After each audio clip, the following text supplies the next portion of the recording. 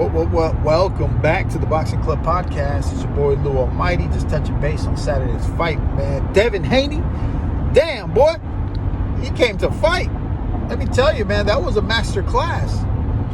Definitely not what I expected, and a lot of people are on the same boat. I can speak for a lot of people.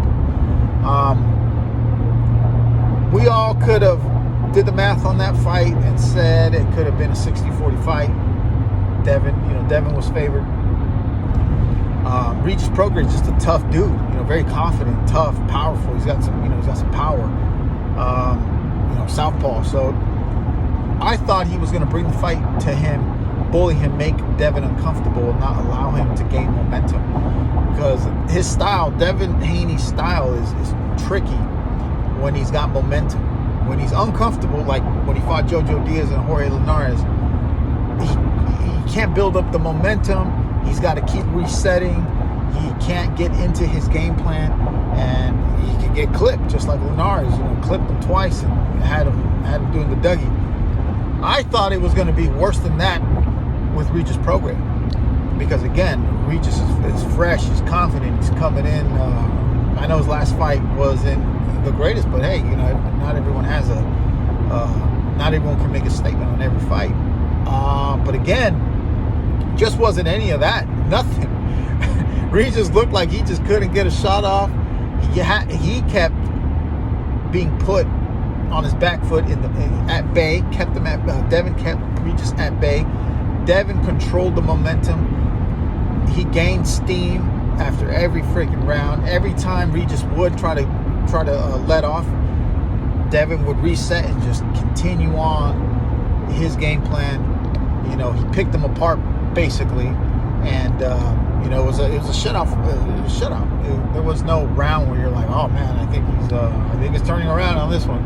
No, it was Devin all the way across, and I was like, man, oh, what a fight! It just wasn't what I expected.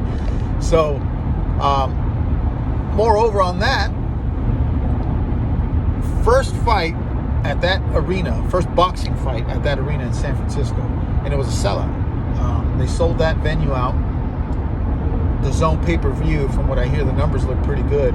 So Eddie Hearn must be excited. He must be proud, and I'm sure he's going to continue on making fights for Devin Haney.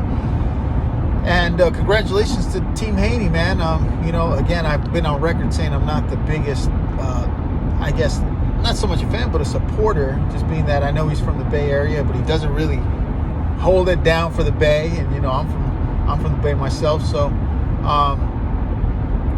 nonetheless, as a fan, you got to respect it. I know they live in Nevada, and they came back in the Bay Area, welcomed them back, and they showed up. So, what can you say?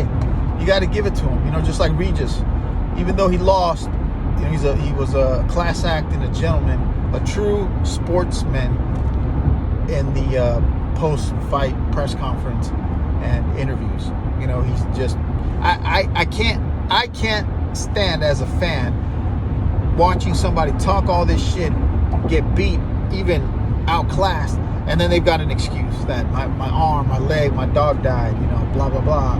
And if it would have been like this, if I would have been weight drained, it would have been a different outcome. It wasn't the outcome is the outcome. So just give credit where it's due, and that's what Regis did. Regis said, "Hey, listen, I had a great camp, and I'm going to keep the same tone across the board." I love that. I live by that. Keeping the same tone across the board. Whatever happens in the end, you had a certain tone, and he kept it. He gave Devin his props immediately after, and at the press conference, he said he was just good. I couldn't catch him. He's better than I thought. He was, he had more pop than I thought. And what can I say? I'm going to get back to the drawing board and continue on my career. He made no excuse. I love that. So I'm a big supporter of Regis Prograis. I like how he is. I like the type of energy he brings. I like the type of fight he brings. Even though he couldn't perform against Devin Haney, he's still a fun fighter to watch. He's, I'll definitely tune into all his future fights. And same thing for Devin. Now I'm curious as to where this is going to go. He made a statement at 140, first fight at 40, and he made a statement against a tough Regis Prograis.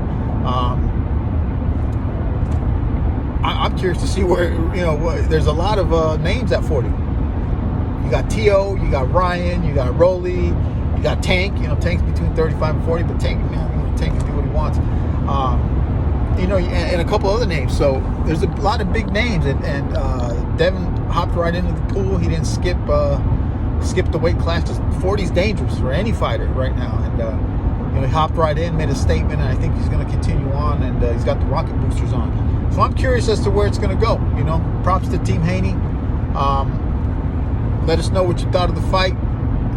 We don't really have a real breakdown of the fight, just a quick synopsis, but it was a great fight, man, in terms of skill and crafty skill for Devin. It was just a shutout. So let us know what you think. Comment below, let me know, and stay tuned for the next one.